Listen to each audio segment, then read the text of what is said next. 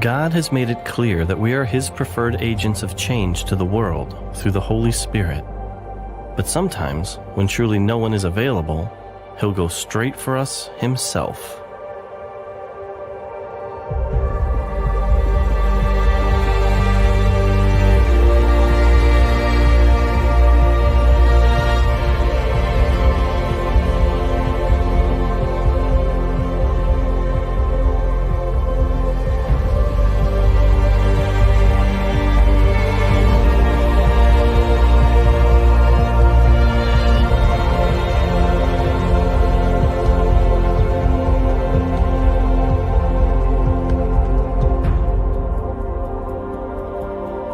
This is Ali, and he met Jesus while hanging out at Mecca.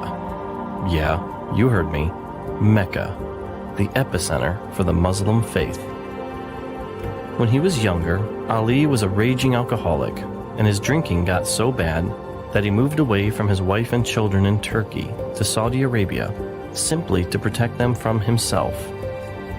While there, some Muslim friends of his talked him into going on Hajj to Mecca, the great pilgrimage to the holiest place in Islam.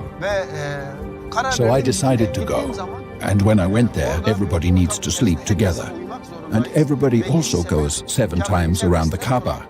And they were also going to do the namaz. And there I said, well, maybe something good will come of it. And I did the namaz, the ritual prayers also. But I was very ashamed because I didn't believe in it, and yet I was still doing it. So everybody that night sleeps around the Kaaba. So I slept there. And then in the night, I had this dream, and in the dream, Jesus came. First, he touched my forehead with his hand, and he said, "You have been saved. You have been saved." Then he opened his hand and placed it on my chest, and he said, "You belong to me." One of them, he said, "You are saved," and then, "You belong to me." And he was smiling. And this is what I wanted to say. This is what he looked like.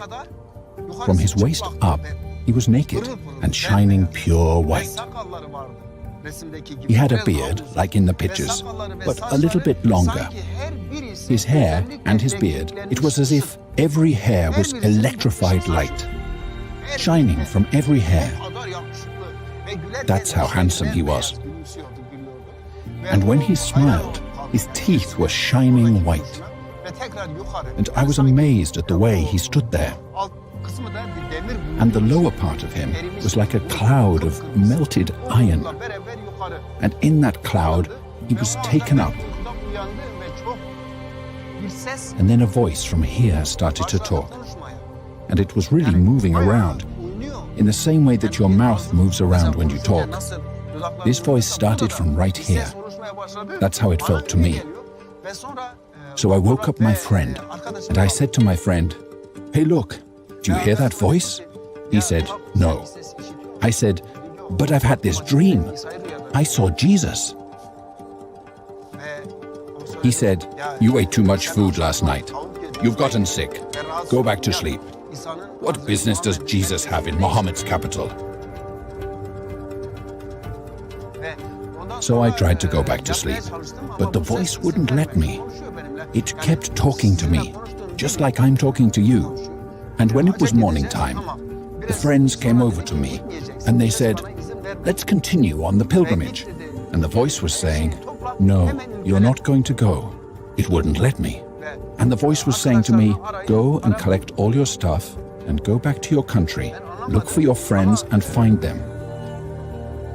I didn't understand, but I made up my mind. Okay, I've decided I'm not going to go. I didn't understand it myself. So then I went and took a shower so that I could go back to where I had been. So, in order to take a shower, I got undressed. And I looked in this little mirror, and this part was white. But at that time, my hair, my beard, my mustache, there wasn't a single white hair anywhere. And there was this white everywhere. And so I tried to wipe it off.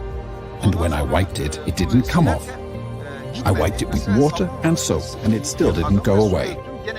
And this voice said to me, "I'm going to show you even more things than this." And then, since I knew it was Jesus, right there in the bathroom. I got down on my knees, because the only thing I knew to worship was to go down on my knees. So I got on my knees, and I said, "Yes, Jesus, whatever you say, I'm gonna do it."